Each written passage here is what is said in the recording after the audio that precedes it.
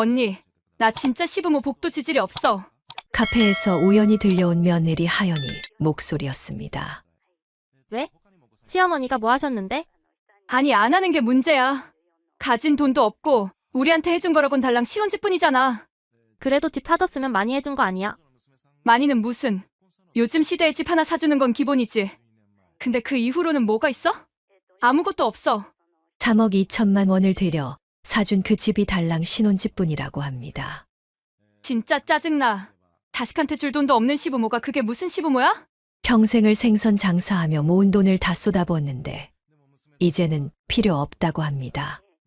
도대체 이 가족에게는 무슨 일이 벌어지고 있는 걸까요? 사연 시작하기 전에 구독, 좋아요와 알람 설정을 눌러주시면 큰 복이 찾아올 거예요. 댓글로 의견을 남겨주세요. 안녕하세요. 저는 올해 65살 정불례라고 합니다. 새벽 4시면 어김없이 눈이 떠지는 게 이제는 습관이 됐어요. 어둠이 채 가시지 않은 시간, 냉장고에서 꺼낸 생선들을 정갈하게 손질하던 시절이 있었거든요. 시장 좌판 앞에 앉아 손님들 부르던 그 목소리가 아직도 목구멍에 남아 있습니다. 남편이 세상을 떠난 건 29살 때였어요. 갓 돌 지난 아들 성준이를 등에 업고 장갑도 없이 얼음장 같은 생선을 만지던 날들이었죠. 손가락 끝이 트고 갈라져 피가 배어나와도 참았습니다. 그래도 괜찮았어요. 아들만 잘 키우면 된다는 생각 하나로 버텼으니까요. 성준이는 제 자랑이었습니다. 공부도 잘했고 착하기도 했어요. 대학 갈 때는 등록금이 걱정이었지만 좌판을 2개로 늘려서 새벽부터 밤까지 일했죠. 졸업하고 대기업에 들어갔을 때는 정말 하늘을 나는 것 같았습니다. 그동안의 고생이 다 보상받는 기분이었거든요. 결혼 이야기가 나왔을 때도 기뻤어요. 며느리가 될 하연 씨를 처음 만난 날 깔끔하게 차려입은 모습이 영락없는 서울 아가씨더라고요. 키도 크고 예쁘장했습니다. 그런데 악수를 청했을 때 하연 씨의 손끝이 살짝 떨리는 게 느껴졌어요. 제 손을 보는 눈빛도 묘했습니다. 거칠고 주름진 손을 본 순간 미간이 아주 미세하게 찌푸려지더라고요. 그날 저녁 성준이가 조심스럽게 말했습니다. 엄마, 그게 결혼 준비하려면 전세금이 필요할 것 같아요. 얼마나 필요한데? 2억 5천 정도면 괜찮은데 구할 수 있을 것 같아요. 순간 가슴이 철렁했어요. 평생 모은 돈이 3억이 조금 넘었거든요.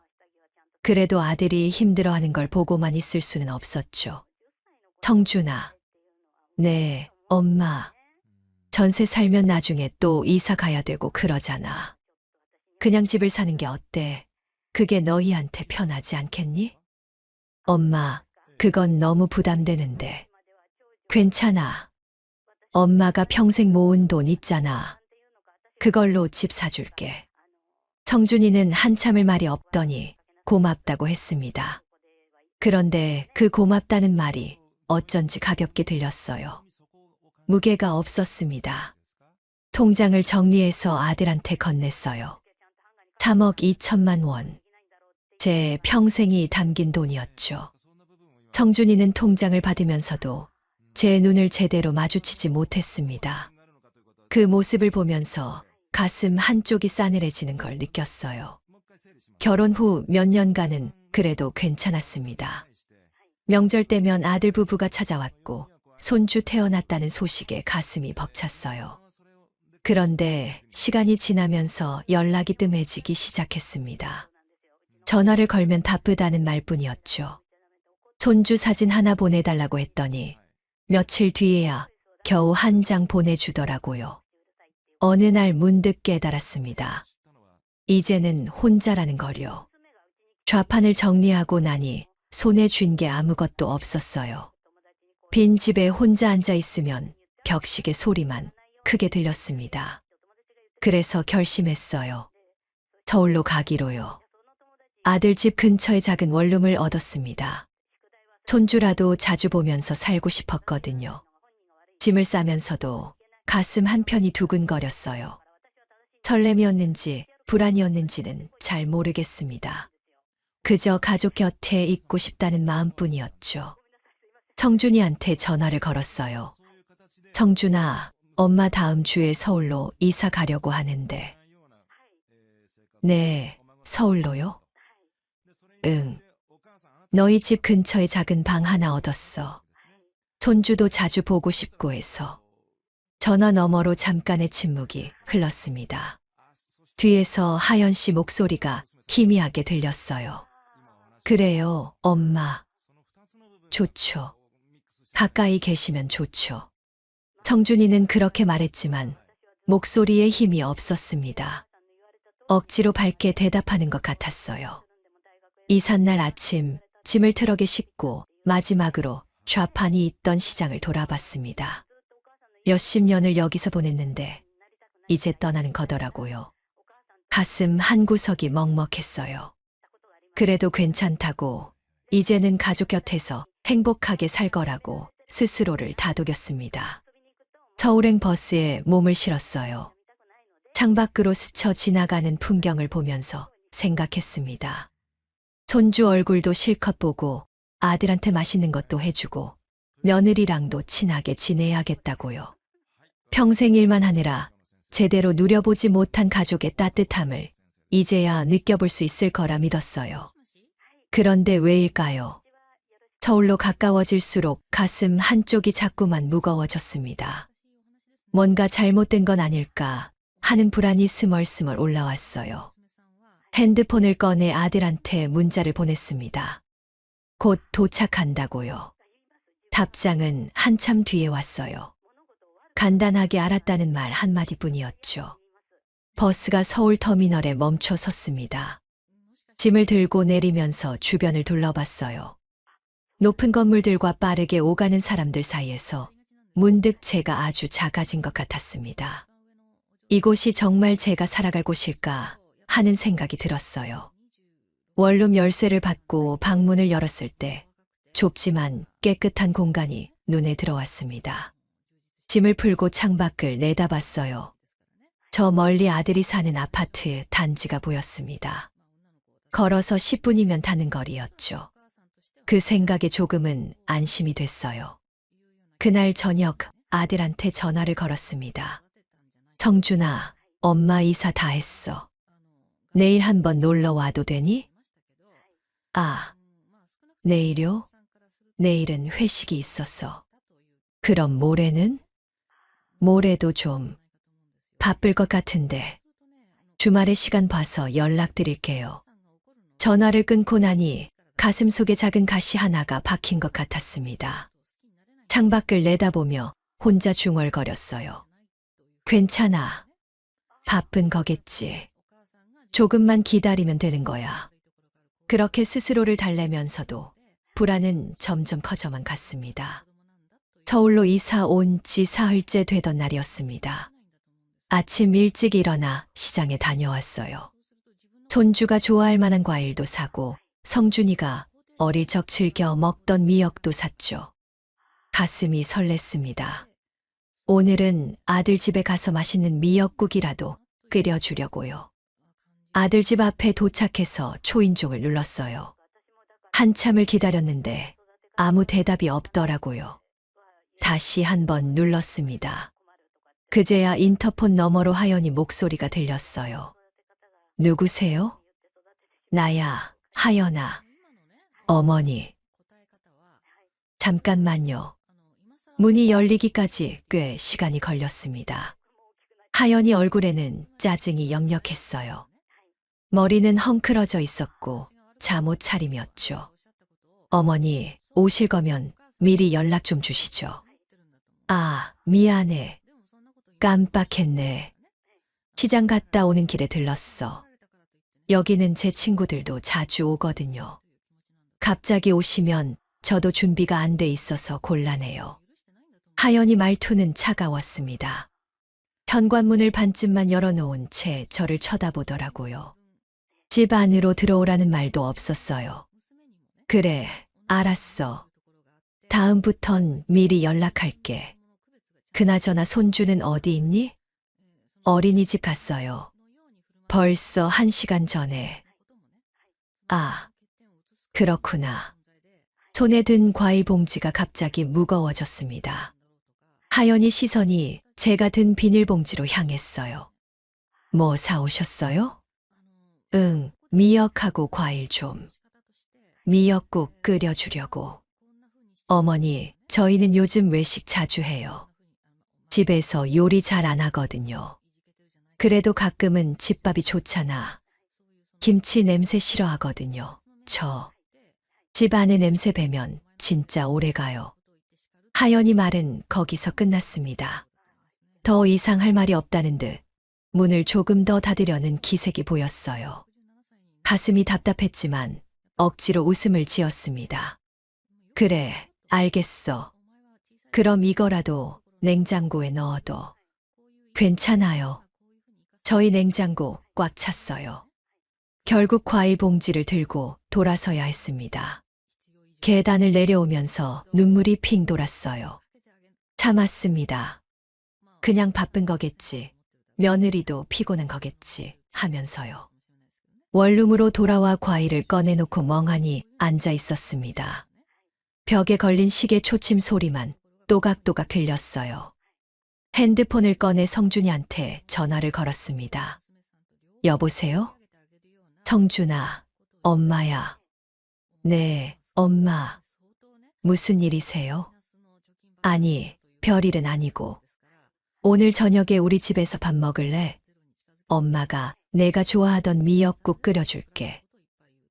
아, 오늘은 야근해야 돼서요. 다음에요, 엄마. 그래, 그럼 주말은 괜찮니? 주말에는 와이프 친구들이랑 약속 있대요. 저도 같이 가야 해서. 전화를 끊고 나니 가슴이 텅 빈 것 같았습니다. 창밖을 내다봤어요. 저 멀리 아들이 사는 아파트가 보였죠. 걸어서 10분 거리인데 마치 하늘 끝처럼 멀게만 느껴졌습니다. 다음 날 저녁 엘리베이터에서 이웃 이점순 여사를 만났어요. 환한 미소로 반겨주시더라고요. 어머, 새로 이사 오신 분이시죠? 7층 702호 사시는 이점순이에요. 네, 안녕하세요. 6층 603호에 사는 정불례라고 해요. 아드님 만나러 오셨어요? 네, 그렇죠. 점순 여사는 고개를 끄덕이며 씁쓸하게 웃었습니다. 요즘 세상이 다 그래요. 며느리 눈치 보며 사는 거. 나도 마찬가지거든요. 그렇군요. 처음엔 서운하죠. 근데 적응해야 돼요. 안 그러면 마음만 더 아파요. 점순 여사 말에 가슴 한쪽이 서늘해졌습니다. 적응이라니요. 이게 적응해야 하는 일인가 싶었어요. 그 주 주말이었습니다. 아들한테서 연락이 왔어요. 잠깐 들르겠다고요. 설레는 마음으로 집안을 정리했습니다. 과일도 예쁘게 깎아놓고 커피도 준비했어요. 초인종이 울렸습니다. 문을 열자 성준이와 하연이가 서 있더라고요. 손주는 없었습니다. 어디 갔니? 우리 손주는? 친정에 맡겼어요. 오늘 어른들끼리 얘기 좀 해야 할 것 같아서요.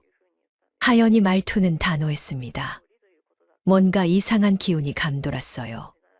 성준이는 제 눈을 제대로 마주치지 못했죠. 거실에 앉았습니다. 어색한 침묵이 흘렀어요. 성준이가 먼저 입을 열었습니다.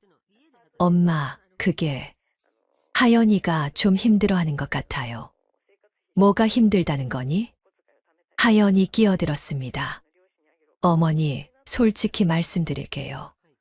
너무 자주 오시면 저희도 부담스러워요. 자주, 일주일에 한 번도 제대로 못 봤는데, 그게 자주인 거예요. 저희도 저희 생활이 있잖아요. 하연이 목소리는 점점 날카로워졌습니다. 성준이는 중간에서 눈치만 보고 있었어요.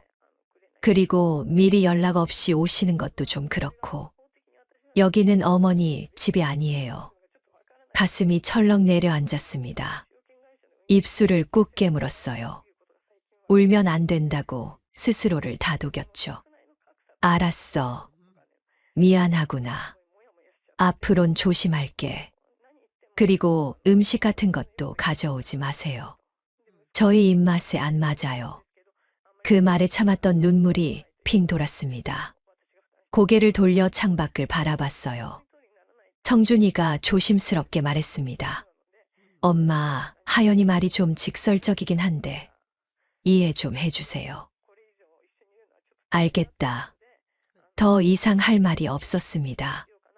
아들 부부는 곧 자리에서 일어났어요. 현관문이 닫히는 소리가 유난히 크게 들렸습니다. 혼자 남은 거실에 앉아 멍하니 벽을 쳐다봤어요. 준비해둔 과일은 그대로였고 커피도 식어버렸죠. 손이 부들부들 떨렸습니다. 그날 밤 잠을 이룰 수 없었습니다. 천장을 바라보며 생각했어요. 뭘 잘못한 걸까? 그저 손주 보고 싶고 아들 밥 한 끼 챙겨주고 싶었을 뿐인데요. 그게 그렇게 큰 잘못인가 싶었습니다. 새벽녘 핸드폰 화면을 켰습니다. 아들이 보낸 집 사진이 저장돼 있더라고요. 제 돈으로 사준 그 집이요. 3억 2천만 원. 제 평생이 담긴 돈으로요. 가슴 속에서 뭔가가 끓어오르는 걸 느꼈습니다. 서운함이었는지 분노였는지 허탈함이었는지 알 수 없었어요. 다만 한 가지는 확실했습니다. 이건 단순한 일이 아니라는 거요. 창밖을 내다봤습니다. 동이 트고 있었어요. 새로운 하루가 시작되는 아침이었지만 제 마음속은 점점 더 어두워지고 있었습니다. 이사 온 지 한 달쯤 지났을 때였습니다. 몸이 좋지 않았어요. 새벽부터 으슬으슬 춥더니 오후가 되자 열이 펄펄 끓었죠. 이불을 뒤집어 쓰고 누워 있었지만 몸은 얼음장처럼 차가웠습니다. 핸드폰을 꺼내 성준이한테 전화를 걸었어요. 손이 떨려서 버튼을 누르기도 힘들었죠. 여보세요? 성준아. 엄마야. 네, 엄마. 왜요? 엄마가 몸이 좀 안 좋은 것 같아. 감기 몸살인가 봐. 아, 그래요? 약 먹어보셨어요? 집에 약이 없어서. 혹시 잠깐 들를 수 있니? 전화 너머로 키보드 치는 소리가 들렸습니다. 성준이는 일하는 중이었던 거예요. 엄마, 지금 회사 일이 진짜 바빠서요. 오늘 마감이거든요. 그래, 그럼 하연이라도. 하연이도 오늘 약속 있어요. 동창 모임인가 그런 거. 가슴이 철렁 내려앉았습니다. 목소리가 떨렸어요. 그냥 약만 좀 사다 줄 수 있니? 엄마, 약국 가시면 되잖아요. 집 앞에 있잖아요. 엄마가 지금 일어나기도 힘들어서. 에휴, 알았어요. 퇴근하고 시간 되면 연락드릴게요. 전화가 끊어졌습니다. 그대로 누워 천장을 바라봤어요. 눈물이 주르르 흘러내렸죠. 닦을 힘조차 없었습니다. 저녁이 되도록 아들한테서 연락이 없었습니다. 열은 계속 올랐고 머리는 지끈거렸어요. 이불 속에서 몸을 웅크린 채 버텼습니다. 어둠이 깔리고 밤이 깊어갔죠. 다음 날 아침이었습니다. 초인종 소리에 간신히 눈을 떴어요. 비틀거리며 문을 열었더니 점순 여사가 서 있었습니다. 어머, 안색이 왜 그래요? 감기 몸살이 좀. 혼자 계셨어요? 아드님은요? 바쁘대요. 회사 일로. 점순 여사 얼굴이 굳어졌습니다. 한숨을 푹 쉬더니 제 손을 잡았어요. 일단 들어가서 누워요. 내가 죽 좀 끓여올게요. 아니에요. 괜찮아요. 괜찮긴요.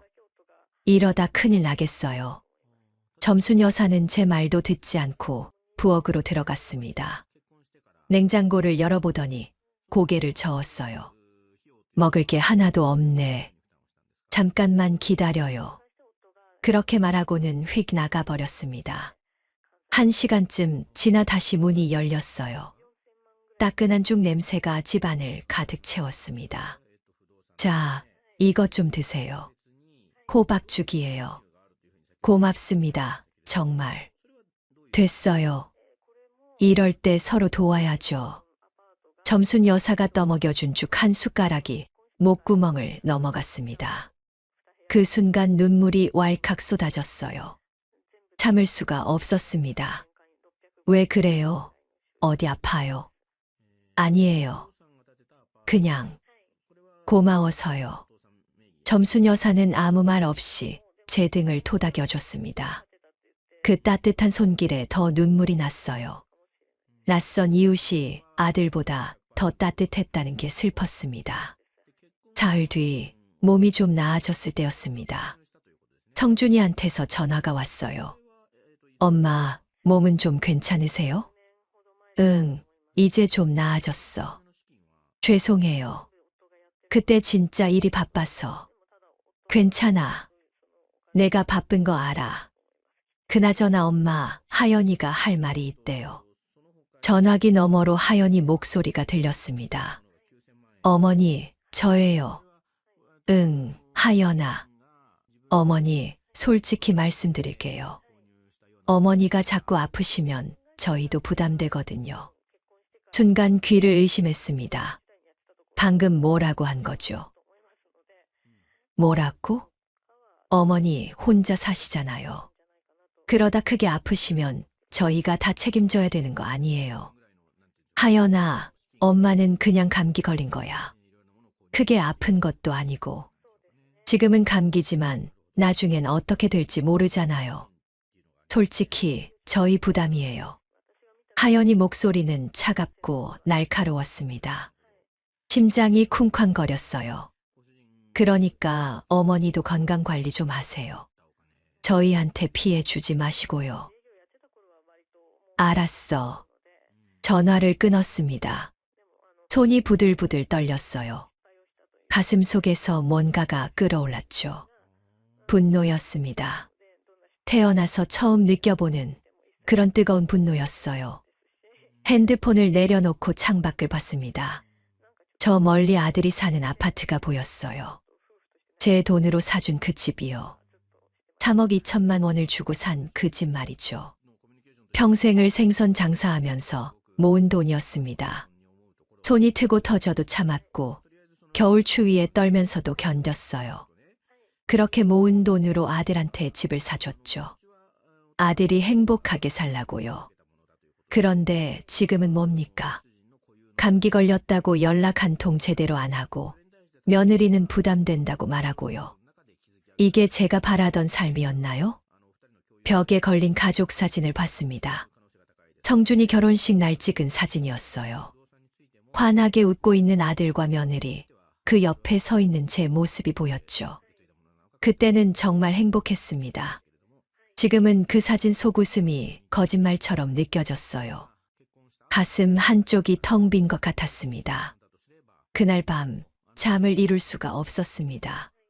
침대에 누워 천장을 보면서 생각했어요. 왜 이렇게 됐을까? 무엇이 잘못된 걸까? 제가 뭘 잘못한 걸까요? 답은 나오지 않았습니다. 다만 한 가지는 확실했어요. 이대로는 안 된다는 것. 뭔가 바뀌어야 한다는 것. 하지만 어떻게 바꿔야 할지는 몰랐습니다. 새벽녘 점순 여사 말이 떠올랐어요. 요즘 세상은 며느리 눈치 보며 사는 거라고 적응해야 한다고 했죠. 그 말이 계속 머릿속을 맴돌았습니다. 적응이요? 이게 적응해야 하는 일인가요? 아들한테 집 사주고 평생 헌신했는데 감기 걸렸다고 부담된다는 소리를 들어야 하는 게 당연한 건가요? 가슴속 분노가 점점 커져갔습니다. 하지만 참았어요. 아직은 참아야 한다고 생각했죠. 손주도 보고 싶었고 아들도 사랑했으니까요. 창밖을 내다봤습니다. 동이 트고 있었어요. 새로운 하루가 시작되는 아침이었지만 제 마음속은 점점 더 차갑게 얼어가고 있었습니다. 거울을 봤습니다. 주름진 얼굴, 거친 손, 수척한 몸. 평생을 일만 하며 살아온 흔적이 고스란히 남아 있었어요. 이 모든 게 아들을 위한 거였는데, 이제는 그게 부담이 됐다니요. 입술을 꾹 깨물었습니다. 눈물이 나려는 걸 참았어요. 울면 안 된다고, 참아야 한다고 스스로를 다독였죠. 하지만 가슴속 한쪽에는 작은 불씨 하나가 타오르고 있었습니다. 언젠가는 터질 거라는 걸 알고 있었어요. 성준이 생일이 다가왔습니다. 달력에 빨간 동그라미를 쳐놓고 한참을 들여다봤어요. 올해로 38살이더라고요. 어릴 적 제 등에 엎여 있던 그 아이가 이제 중년이 됐습니다. 새벽부터 일어나 시장에 갔어요. 제일 싱싱한 미역을 골랐죠. 소고기도 샀습니다. 아들이 좋아하던 한우였어요. 집으로 돌아와 정성스럽게 미역국을 끓였습니다. 국물이 뽀얗게 우러나올 때까지 오랜 시간 끓였어요. 보온병에 담았습니다. 아직도 따끈따끈했죠. 케이크도 하나 샀어요. 작은 거였지만 예쁘게 포장돼 있었습니다. 가슴이 두근거렸어요. 오늘은 좋은 날이 될 거라고, 아들이 기뻐할 거라고 믿었습니다. 아들 집 앞에 도착해서 초인종을 눌렀어요. 한참을 기다렸는데 아무 대답이 없더라고요. 다시 한번 눌렀습니다. 그제야 인터폰 너머로 하연이 목소리가 들렸어요. 누구세요? 나야, 하연아. 어머니. 또요. 문이 열렸습니다. 하연이 얼굴은 차가웠어요.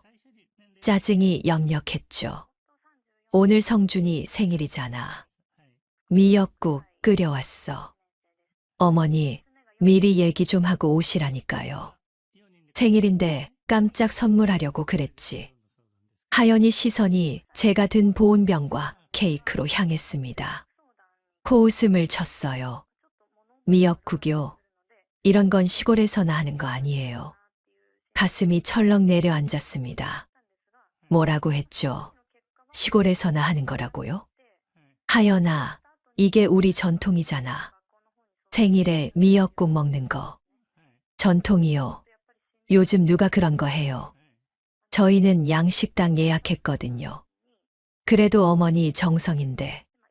정성은 고맙지만 솔직히 부담스러워요. 들어오세요.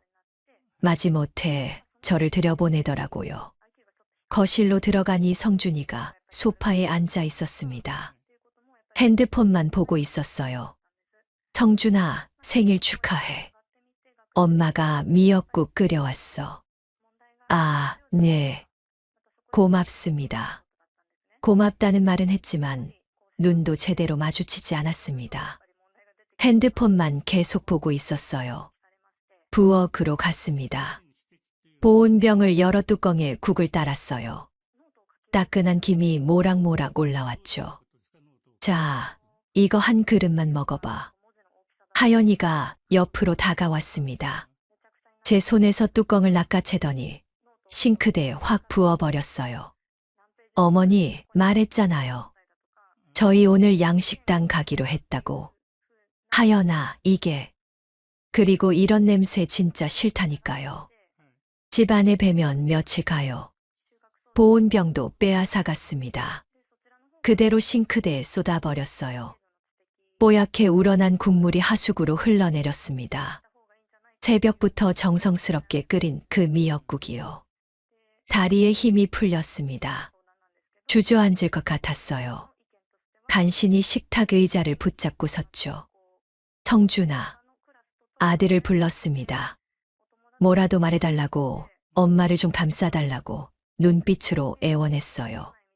성준이는 한숨을 쉬더니 말했습니다. 엄마, 다음엔 미리 좀 얘기하고 오세요. 우리도 우리 계획이 있으니까.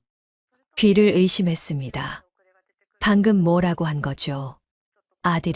제 아들이 그렇게 말했다고요. 성준아, 엄마가 너 낳은 날이야. 그날 미역국 먹는 게 당연한 거 아니냐. 엄마, 그건 옛날 얘기고요. 요즘은 안 그래요. 하연이 비웃듯 말을 보탰습니다. 어머니, 계속 이러시면 저희도 힘들어요. 솔직히 부담된다니까요. 부담, 내가 뭘 부담을 줬는데. 자꾸 오시는 것부터가 부담이죠. 연락도 없이 오시고, 음식도 맘대로 가져오시고. 나는 며느리야. 손주 할머니라고. 할머니면 뭐 어때요? 저희 사생활도 있거든요. 하연이 목소리는 점점 높아졌습니다. 성준이는 여전히 아무 말도 하지 않았어요. 그저 고개만 숙이고 있었죠. 가슴이 무너져 내렸습니다.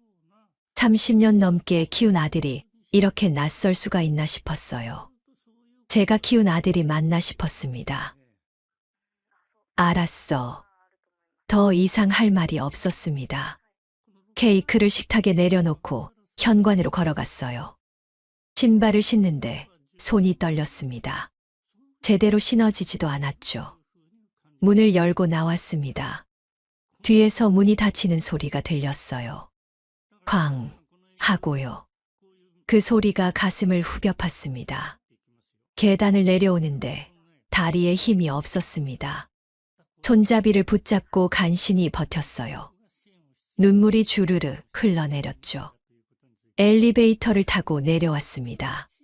거울에 비친 제 모습을 봤어요. 눈은 충혈돼 있었고 얼굴은 창백했습니다. 늙고 초라한 노인이 서 있었어요. 밖으로 나왔습니다. 차가운 바람이 얼굴을 때렸어요. 하늘을 올려다봤습니다. 구름 한 점 없이 맑았죠. 아이러니했어요. 이렇게 날씨가 좋은 날에 제 마음은 이렇게 무너져 내리고 있다니요. 집으로 돌아오는 길이 멀게만 느껴졌습니다. 10분 거리인데 1시간처럼 길었어요. 발걸음이 무거웠죠. 원룸 문을 열고 들어갔습니다. 빈 집이 저를 맞이했어요. 신발도 벗지 않은 채 그대로 주저앉았습니다. 현관 바닥에 앉아 한참을 울었어요. 3억 2천만 원. 평생을 모은 돈으로 집을 사줬습니다. 아들이 행복하게 살라고요. 그런데 지금은 뭡니까? 생일날 미역국 끓여갔더니 시골스럽다고 부담된다고 하잖아요. 벽에 기댄 채 천장을 봤습니다. 눈물이 계속 흘러내렸어요. 닦을 생각도 나지 않았습니다. 저녁 때 핸드폰이 울렸습니다. 점순 여사였어요. 여보세요? 블레 씨, 나야. 오늘 아드님 생일이라며? 네. 어떻게 됐어요? 더 이상 참을 수가 없었습니다. 점순 여사한테 오늘 있었던 일을 다 얘기했어요. 미역국을 버렸다고 아들도 아무 말 안 했다고요. 뭐라고? 그 며느리가 미역국을 버렸다고? 네. 그 여자 사람 맞아. 어떻게 시어머니한테 그럴 수가 있어. 점순 여사 목소리가 떨렸습니다. 화가 난 거였어요. 아드님도 참. 어머니 편을 들어줘야지. 그게 아들이야? 그러게요. 블레 씨, 이러면 안 돼요. 이대로 당하고만 있으면 안 된다고. 그래도 손주도 있고. 손주가 뭐 어때요?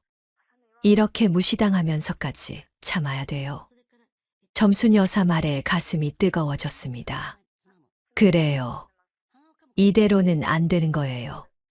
전화를 끊고 창밖을 내다봤습니다. 저 멀리 아들이 사는 아파트가 보였어요. 불이 환하게 켜져 있었습니다. 아마도 양식당에서 돌아와 생일 파티를 하고 있겠죠. 제 미역국은 하수구로 버려지고 대신 비싼 스테이크를 먹고 있을 거예요. 그 생각에 가슴이 찢어지는 것 같았습니다. 침대에 누웠습니다. 천장을 보면서 생각했어요. 평생을 아들만 보고 살았습니다. 남편 잃고 혼자 아들 키우면서 좌판에서 생선 팔면서 손 터지고 발 터져도 참았어요. 아들만 잘 되면 된다고 믿었죠. 그런데 지금은 뭡니까? 아들은 저를 외면하고 며느리는 저를 무시합니다. 제가 평생 바친 게 이거였나요? 눈을 감았습니다. 눈물이 베개를 적셨어요. 가슴 속에서 뭔가가 끓어오르는 걸 느꼈습니다. 분노였어요. 아니, 그것보다 더 깊은 무언가였죠. 체념이었습니다. 아니, 결심이었어요. 이제는 바뀌어야 한다는 거요.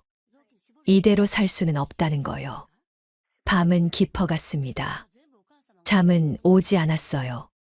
그저 어둠 속에서 조용히 뭔가를 곱씹고 있었습니다. 그날 이후로 일주일이 지났습니다. 아들한테 연락하지 않았어요. 전화도 걸지 않았고 문자도 보내지 않았습니다. 창밖으로 보이는 아들 아파트를 바라만 봤죠. 가슴은 아팠지만 참았어요. 이상하게도 마음이 조금씩 정리되더라고요. 울분과 분노 속에서 작은 이성 하나가 고개를 들었습니다. 이대로는 안 된다는 거요. 더 이상 먼저 다가가면 안 된다는 거요. 거울을 봤습니다. 주름진 얼굴이 눈에 들어왔어요. 65해를 살아온 세월의 흔적이었죠. 그동안 얼마나 참고 살았나 싶었습니다. 남편 잃고 혼자 아들 키우면서 단 한 번도 나를 위해 산 적이 없었어요. 침대에 앉아 생각했습니다. 앞으로 어떻게 살아야 하나? 이대로 아들 눈치 보며 살 것인가? 며느리한테 무시당하면서도 참고 견딜 것인가? 답은 나오지 않았어요. 손주 생일이 다가왔습니다. 달력에 표시해둔 날짜를 보면서 입술을 깨물었어요. 작년에는 장난감을 사서 찾아갔었죠. 손주가 좋아하던 모습이 생각났습니다. 올해는 가지 않기로 했어요. 연락도 하지 않았습니다. 핸드폰을 꺼내 들었다가 다시 내려놓기를 반복했죠. 마음이 흔들렸습니다. 하지만 참았어요. 손주 생일 당일이 됐습니다. 하루 종일 핸드폰만 바라봤어요. 아들한테서 연락이 올까 싶었죠. 하지만 오전이 지나고 오후가 지나도 아무 연락이 없었습니다. 저녁 때가 돼서야 문자 하나가 왔어요. 성준이었습니다. 내용은 간단했습니다. 오늘 손주 생일인데 안 오시냐고요. 가슴이 철렁했지만 답장하지 않았습니다. 10분 뒤 전화가 왔습니다. 받지 않았어요. 벨소리가 계속 울렸죠. 5번째 전화가 왔을 때 손이 떨렸습니다. 받고 싶었어요. 하지만 참았습니다. 문자가 또 왔습니다. 이번엔 하연이었어요. 어머니, 왜 연락 안 되냐고 손주가 할머니 찾는다고 했습니다. 그 문자를 보는 순간 눈물이 핑 돌았어요. 핸드폰을 던져버리고 싶었습니다. 하지만 꾹 참고 서랍에 넣었어요. 보이지 않는 곳에요. 다음 날 아침 점순 여사가 찾아왔습니다. 커피를 내왔더니 제 얼굴을 한참 들여다보더라고요. 어제 손주 생일 아니었어요? 네, 맞아요. 안 갔어요? 안 갔어요. 점순 여사는 고개를 끄덕였습니다. 뭔가 이해했다는 표정이었어요. 잘했어요. 계속 당하기만 하면 안 되죠. 그런데 손주 생각하면 마음이 아파요. 당연하죠. 근데 블레 씨 생각해봐요. 지금까지 얼마나 무시당했어요? 점순 여사 말에 고개를 숙였습니다. 맞는 말이었어요. 그리고 말이에요. 재산 정리 한번 해보세요. 재산이요? 네. 아드님한테 집 사주셨잖아요. 그거 명의가 누구 앞으로 돼 있어요? 성준이 앞으로 돼 있죠. 그럼 어머니 명의로 된 재산은 뭐가 있어요? 순간 머릿속이 하얘졌습니다. 제 명의로 된 재산이요. 없었어요. 모든 걸 아들한테 줘버렸으니까요. 없어요. 이 월세방밖에는. 그것 봐요. 그러니까 아들 부부가 어머니를 무시하는 거예요. 점순 여사 말이 가슴에 박혔습니다. 맞아요. 손에 쥔 게 없으니까 무시당하는 거였어요. 앞으로 한동안 연락하지 마세요. 아들 부부 태도가 어떻게 바뀌나 지켜보는 거예요. 그게 가능할까요? 해야죠. 안 그러면 평생 이렇게 무시당하며 살 거예요. 점순 여사가 돌아간 뒤 오랫동안 앉아 있었습니다. 창밖을 내다봤어요. 아들 아파트가 보였죠. 그곳에서 손주가 쟤를 찾고 있을까요? 아들은 뭐라고 말하고 있을까요? 가슴이 아팠습니다. 하지만 이제는 달라져야 한다고 생각했어요. 더 이상 참기만 할 수는 없었습니다. 서랍을 열어 통장을 꺼냈습니다. 잔고는 얼마 남지 않았어요.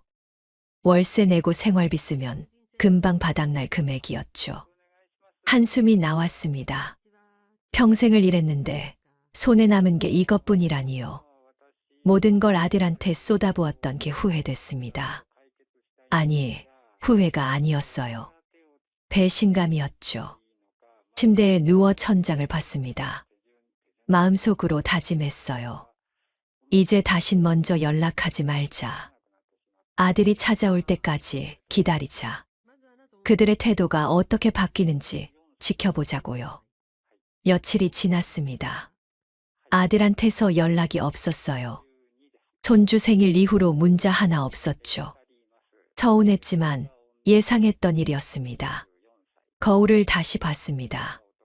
제 눈빛이 달라져 있었어요. 전에는 슬픔과 체념이 가득했다면 이제는 뭔가 단단한 게 느껴졌습니다. 결심이었어요. 창밖을 내다보며 중얼거렸습니다. 이제는 나도 바뀌는 거야. 조용하지만 확고한 목소리였습니다. 가슴속 분노는 여전했지만 그 안에서 차가운 이성이 자리 잡았어요. 앞으로 어떻게 할지는 아직 모르겠습니다. 하지만 한 가지는 확실했어요. 더 이상 예전의 정불례가 아니라는 거요. 손주 생일 이후 2주일이 지났습니다. 아들한테서 연락이 없었어요. 저도 먼저 연락하지 않았죠. 그렇게 서로 침묵하며 시간이 흘렀습니다. 어느 날 오후 점순 여사가 급하게 찾아왔습니다. 숨을 헐떡이며 초인종을 연타로 눌렀어요. 문을 열자 땀을 흘리고 있더라고요. 점순 씨, 무슨 일이에요? 불례 씨, 들어가도 돼요? 급한 일이에요. 거실로 들어온 점순 여사는 한참을 숨을 고르더니 핸드폰을 꺼냈습니다. 손이 떨리고 있었어요. 이거 들어봐요. 뭔데요? 그냥 들어보세요. 아마 충격받을 거예요. 점순 여사가 재생 버튼을 눌렀습니다. 핸드폰에서 여자 목소리가 흘러나왔어요. 하연이 목소리였습니다. 언니, 나 진짜 시부모 복도 지질이 없어. 다른 여자 목소리가 대답했습니다. 왜? 시어머니가 뭐 하셨는데? 아니, 안 하는 게 문제야. 가진 돈도 없고 우리한테 해준 거라곤 달랑 신혼집뿐이잖아. 가슴이 철렁 내려앉았습니다. 신혼집뿐이라고요? 3억 2천만 원을 주고 산 집인데요. 그래도 집 사줬으면 많이 해준 거 아니야? 많이는 무슨. 요즘 시대에 집 하나 사주는 건 기본이지. 근데 그 이후로는 뭐가 있어? 아무것도 없어. 더 이상 나올 돈도 없고. 하연이 목소리는 짜증으로 가득했습니다. 계속 듣고 있자니 손이 떨렸어요. 진짜 짜증나. 자식한테 줄 돈도 없는 시부모가 그게 무슨 시부모야? 차라리 없는 게 나을 것 같아. 그래도 손주는 봐주시잖아. 그것도 부담이야. 자꾸 오고 싶어 하는데 솔직히 귀찮거든. 냄새나는 음식 가져오고 꼴도 보기 싫어. 더 이상 들을 수가 없었습니다. 점순 여사한테 손짓했어요. 재생을 멈춰달라고요. 이게 어떻게 된 거예요? 우연히 들었어요. 아까 엘리베이터에서 며느리가 친구랑 통화하는 걸 봤거든요. 근처에 카페 있잖아요. 거기서 만난다고 하더라고요. 점순 여사는 한숨을 쉬었습니다. 그래서 따라갔어요. 옆 테이블에 앉아서 몰래 녹음했죠. 점순 씨, 블레 씨가 알아야 할 것 같아서요. 저 여자가 어떤 인간인지. 핸드폰을 받아들고 다시 한번 들었습니다. 하연이 목소리가 또렷하게 들렸어요. 가슴이 무너져 내렸습니다. 평생을 일해서 모은 돈이었습니다. 손이 터지고 발이 터져도 참으며 모은 그 돈이었어요. 그걸로 아들한테 집을 사줬는데 이게 기본이라고요? 달랑 신혼집뿐이라고요? 눈물이 흘러내렸습니다. 분노였어요. 아니, 그것보다 더 깊은 배신감이었죠. 블레 씨, 울지 마세요. 점순 씨, 나는 알아요. 억울하죠. 당연히 억울한 거예요. 점순 여사가 제 손을 꽉 잡았습니다. 따뜻했어요. 그 온기가 위로가 됐죠. 그날 저녁 아들한테 전화를 걸었습니다. 더 이상 참을 수가 없었어요. 여보세요? 성준아, 나야. 아, 엄마. 오랜만이네요. 목소리는 태연했습니다. 아무렇지도 않은 것처럼요. 성준아, 내 와이프가 뭐라고 했는지 아니? 네, 무슨 말씀이세요? 하연이가 친구한테 한 말 말이야. 엄마가 해준 게 달랑 집밖에 없다고, 자식한테 줄 돈도 없는 시부모는 필요 없다고 했다던데. 전화 너머로 침묵이 흘렀습니다. 한참을 기다렸지만 대답이 없었어요. 성준아, 대답 좀 해봐. 엄마,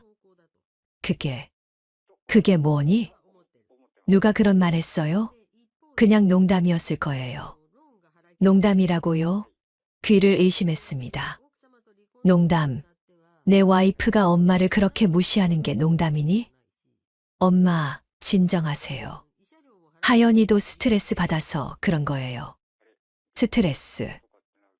네. 요즘 애 키우느라 힘들거든요.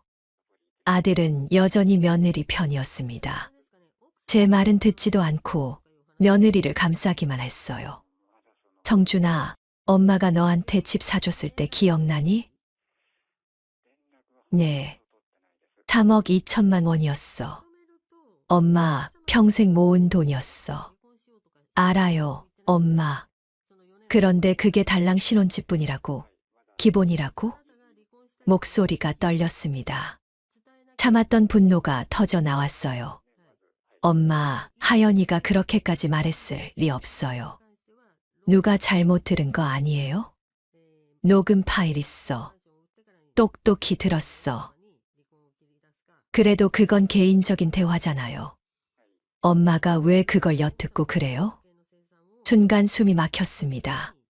지금 뭐라고 한 거죠? 엿들었다고요. 성준아, 지금 엄마한테 그렇게 말하는 거니? 아니, 그게 아니라. 됐어. 알았어. 더 이상 할 말이 없었습니다. 전화를 끊어버렸어요. 핸드폰을 소파에 던졌습니다. 가슴이 터질 것 같았습니다. 아들이, 제가 평생을 키운 아들이 그렇게 말하다니요. 며느리 편만 들고 저를 탓하다니요. 창밖을 내다봤습니다. 아들이 사는 아파트가 보였어요. 제 돈으로 산 그 집이요. 평생의 땀과 눈물이 담긴 그 집이요. 눈물이 흘렀습니다. 하지만 이번엔 달랐어요. 슬픔이 아니었습니다. 분노도 아니었어요. 확신이었습니다. 더 이상 참지 않겠다는 확신이요. 침대에 앉아 생각했습니다. 앞으로 어떻게 할 것인가? 이대로 무시당하며 살 것인가? 아니면 뭔가 바꿀 것인가? 답은 정해져 있었습니다. 바꾸는 거예요. 이제는 제가 원하는 대로 사는 거예요. 점순 여사 말이 떠올랐습니다. 재산 정리를 하라고 했죠. 아들 부부 태도를 지켜보라고 했어요. 이제는 그 말이 이해됐습니다. 서랍을 열어 통장을 꺼냈습니다. 얼마 남지 않은 잔고를 봤어요. 한숨이 나왔습니다. 하지만 이제는 달라져야 했어요. 다음 날 아침 거울을 봤습니다. 제 얼굴이 달라져 있었어요. 눈빛이 예전과 달랐습니다. 슬픔 대신 단단함이, 체념 대신 결연함이 자리 잡고 있었죠. 중얼거렸습니다. 이제는 내가 원하는 대로 사는 거야. 조용하지만 확고한 목소리였습니다. 가슴 속에서 뭔가가 끓어올랐어요. 분노가 아니었습니다. 힘이었어요. 창밖을 내다봤습니다. 맑은 하늘이 보였어요. 새로운 하루가 시작되고 있었습니다. 그리고 새로운 정불례도요. 아들 부부는 아직 모를 거예요. 제가 얼마나 달라졌는지요. 하지만 곧 알게 될 겁니다. 입가에 미소가 번졌습니다. 처음으로 느껴보는 그런 여유였어요. 다음 날 아침 오래된 서류 봉투를 꺼냈습니다. 먼지가 쌓여 있었어요. 몇 년 만에 여는 거였죠. 봉투 안에서 등기부등본을 꺼냈습니다. 손이 떨렸어요. 서류를 펼쳐 소유자란을 봤습니다. 거기에는 제 이름이 적혀 있었어요. 정불래요. 그날 집을 사줄 때가 생각났습니다. 부동산에서 아들한테 말했어요. 증여세가 많이 나온다고 일단 어머니 명의로 해두고 나중에 천천히 증여하는 게 낫다고요. 성준이도 그러라고 했죠. 그렇게 제 명의로 집을 샀습니다. 언젠가 아들한테 넘겨주려고 했어요. 하지만 바쁘다는 핑계로, 시간이 없다는 핑계로 미뤄졌죠. 그러다 잊혀졌습니다. 아들 부부는 자기네 집이라고 믿고 살았어요. 사실은 제 집인데 말이죠. 서류를 가슴에 꼭 안았습니다. 눈물이 났어요. 이게 제가 평생 모은 전부였습니다. 부동산 사무실에 전화를 걸었습니다. 집을 팔고 싶다고 했어요. 상담 예약을 잡았죠. 이틀 뒤였습니다. 그 이틀 동안 잠을 이룰 수 없었어요. 정말 이래도 되는 걸까? 아들한테 준 집인데 이걸 팔아도 되는 걸까? 수없이 고민했습니다. 하지만 하연이 목소리가 계속 들렸어요. 달랑 신혼집뿐이라던, 자식한테 줄 돈도 없는 시부모는 필요 없다던 그 말이요. 마음이 굳어졌습니다. 이건 제 집이에요. 제가 평생 모은 돈으로 산 집이죠. 제가 원하는 대로 할 권리가 있었습니다. 부동산 사무실에 갔습니다. 젊은 공인중개사가 상담을 해줬어요.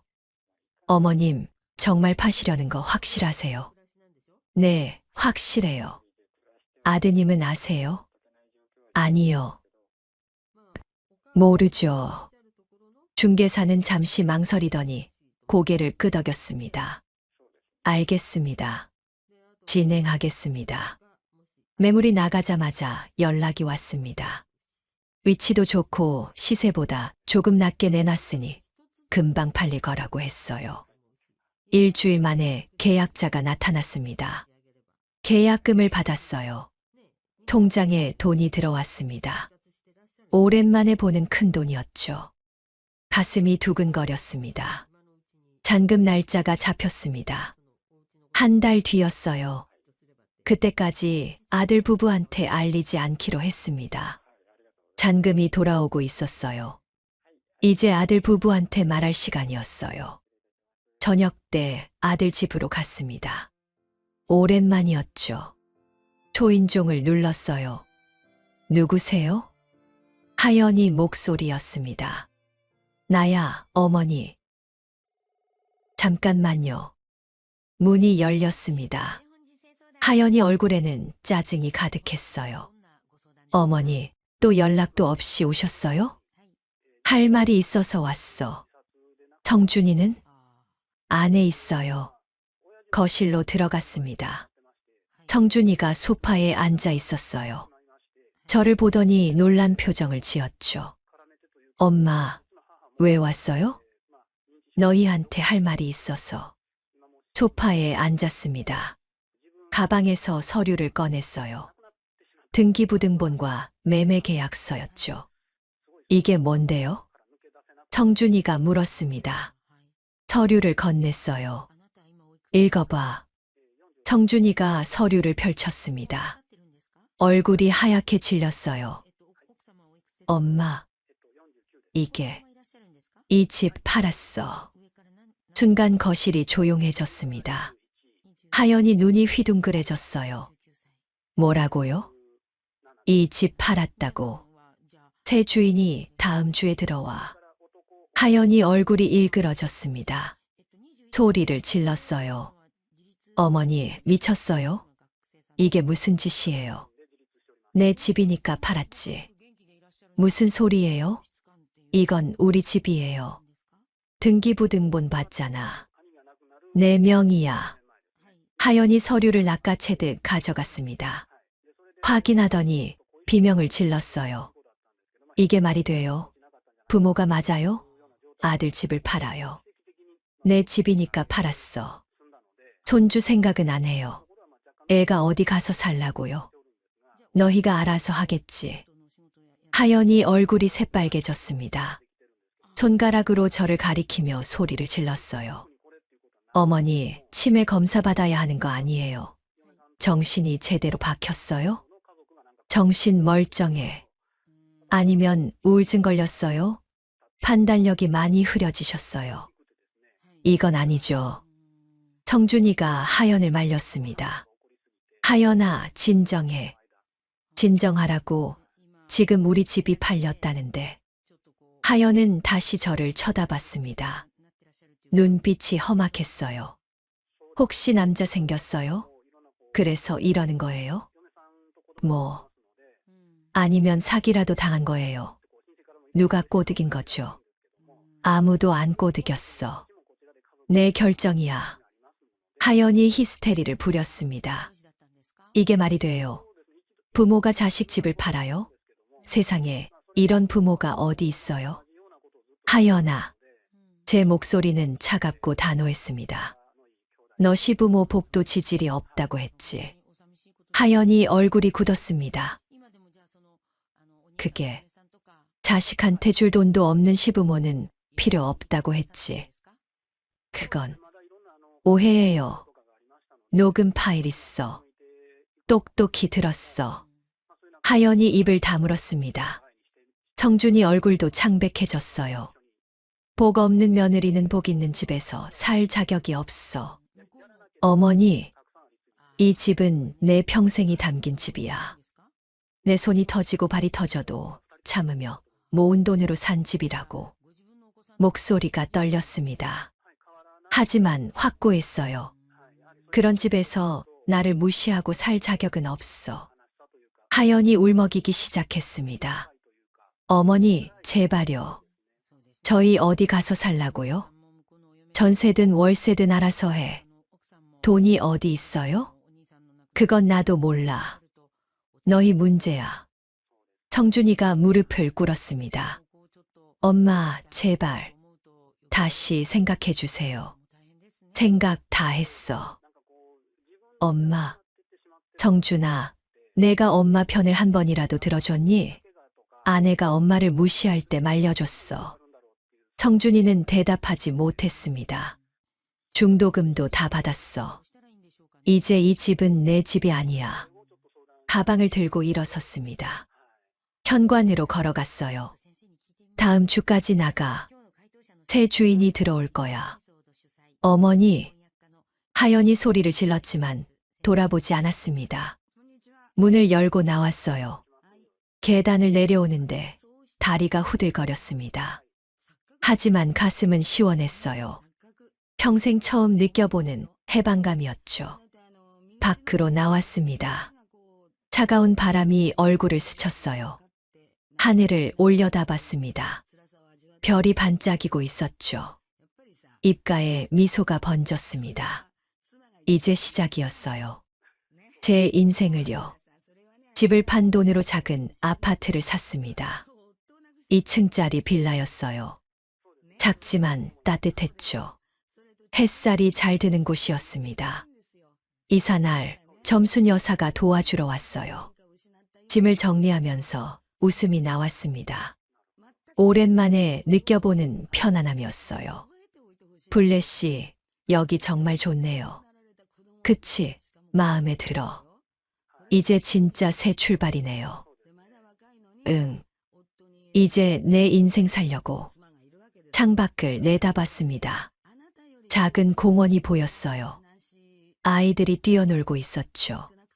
평화로운 풍경이었습니다. 며칠 뒤 점순 여사가 제안했어요. 복지관에서 자원봉사를 해보자고요. 할머니들 식사 봉사라고 했습니다. 나도 이제 할머니인데 그래도 해볼 만할 거예요. 사람들도 만나고 다음 주부터 시작했습니다. 복지관은 집에서 가까웠어요. 걸어서 10분 거리였죠. 앞치마를 두르고 주방에 섰습니다. 오랜만에 하는 일이었어요. 손이 익숙하게 움직였죠. 시장 좌판에서 일하던 때가 떠올랐습니다. 할머니들이 밥을 먹으며 고맙다고 했어요. 그 말 한마디가 가슴을 따뜻하게 했습니다. 언니, 오늘도 수고 많으셨어요. 같이 봉사하는 분이 말했습니다. 나이가 비슷해 보였어요. 아니에요. 저도 좋아요. 언니, 얼굴이 많이 밝아지셨어요. 처음 봤을 때랑 다르네요. 그래요? 네. 처음엔 많이 힘들어 보이셨거든요. 웃음이 났습니다. 맞아요. 그때는 정말 힘들었죠. 한 달쯤 지났을 때였습니다. 초인종이 울렸어요. 문을 열자 성준이가 서 있었습니다. 혼자였어요. 엄마, 왜 왔니? 할 말이 있어서요. 거실로 들어오라고 했습니다. 성준이 얼굴은 수척했어요. 살이 많이 빠진 것 같았죠. 엄마, 미안해요. 그래. 그동안 제가 정말 잘못했어요. 엄마 마음도 모르고. 성준이 목소리가 떨렸습니다. 눈물이 고였어요. 하연이랑 싸웠어요. 맨날 싸워요. 서로 책임 떠넘기고. 그래. 월세로 이사했는데 돈도 빠듯하고. 하연이는 매일 엄마 욕해요. 가슴 한쪽이 싸늘해졌습니다. 욕한다고요? 엄마, 제발 용서해 주세요. 다시 잘할게요. 성준이가 무릎을 꿇었습니다. 하지만 제 마음은 움직이지 않았어요. 성준아, 아직은 용서할 마음이 없어. 엄마, 내가 진심으로 뉘우치는지 시간을 가지고 봐야겠어.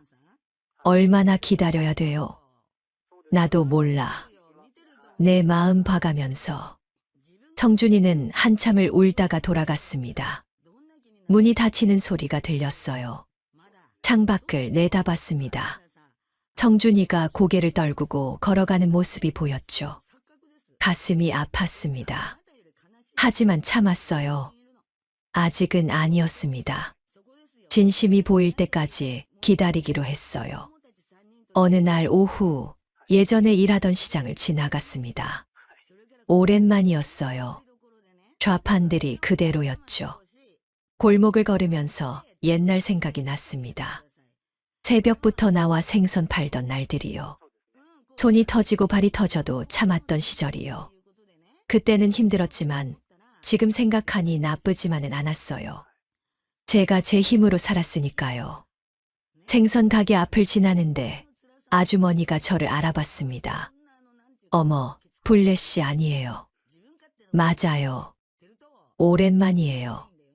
어디 사세요? 요즘 안 보이시던데. 서울로 이사 갔다가 다시 돌아왔어요. 그래요? 잘 됐네요. 차 한잔해요. 근처 찻집에 앉았습니다. 따뜻한 차가 나왔어요. 요즘 어떻게 지내세요? 복지관에서 봉사일 하고 있어요. 봉사요? 좋으시겠네요. 네, 좋아요. 마음이 편해요. 차를 마시면서 웃음이 났습니다.